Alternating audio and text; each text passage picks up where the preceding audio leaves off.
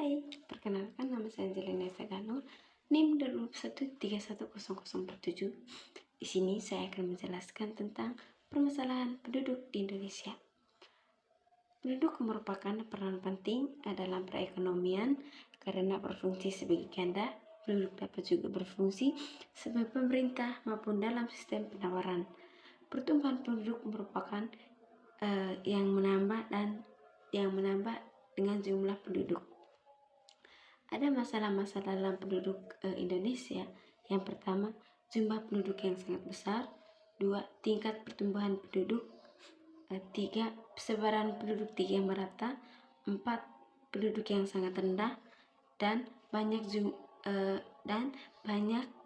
jumlah penduduk yang sangat miskin.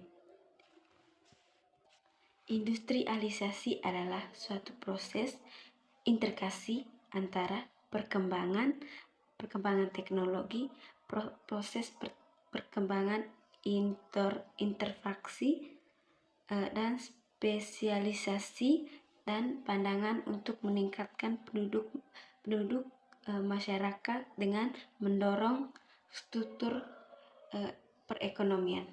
Terima kasih. Assalamualaikum warahmatullahi wabarakatuh. Hai, saya Soleha Alia Miranti dengan NIM 2021310018. Saya di sini akan menjelaskan yang pertama tentang konsep industrialisasi. Industrialisasi adalah sistem produksi yang muncul dari pengembangan melalui penelitian dan penggunaan pengetahuan ilmiah. Proses industrialisasi bisa dipahami melalui konsep pembangunan. Yang kedua, industrialisasi dan pembangunan.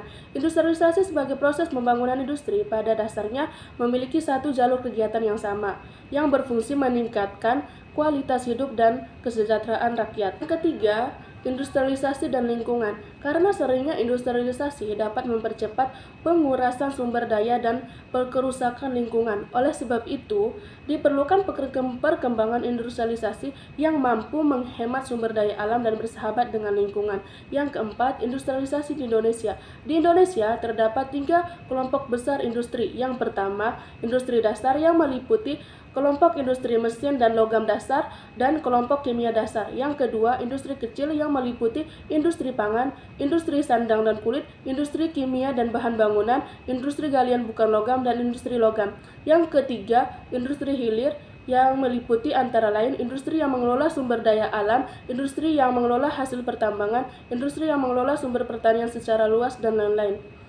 Demikian penjelasan yang dapat saya sampaikan. Penjelasan selanjutnya akan dijelaskan oleh teman saya.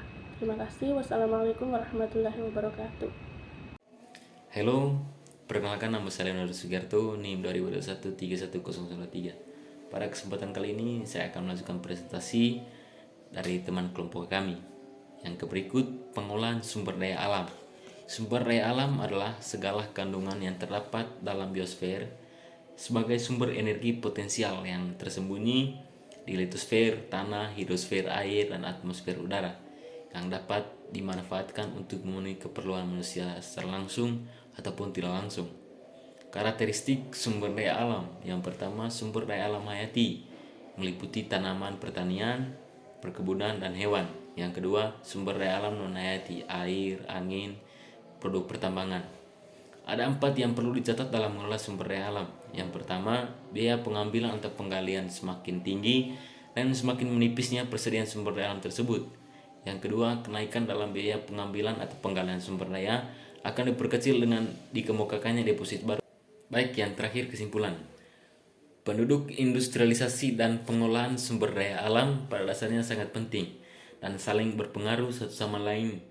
Dalam pengolahan SDA itu sendiri penting untuk mengetahui dan kebijakan yang tepat serta unsur pendukung dan penghambat dalam prosesnya, dan bagaimana hal itu akan mengurangi kemiskinan dan mewujudkan industrialisasi yang menjadi tuntutan zaman sekarang. Dan pengambilan sumber daya alam harus berwawasan lingkungan supaya ekosistem lingkungan tetap terjaga. Baik, terima kasih. See you next time. Saya Leonardo Sugiarto, pamit undur diri. Terima kasih.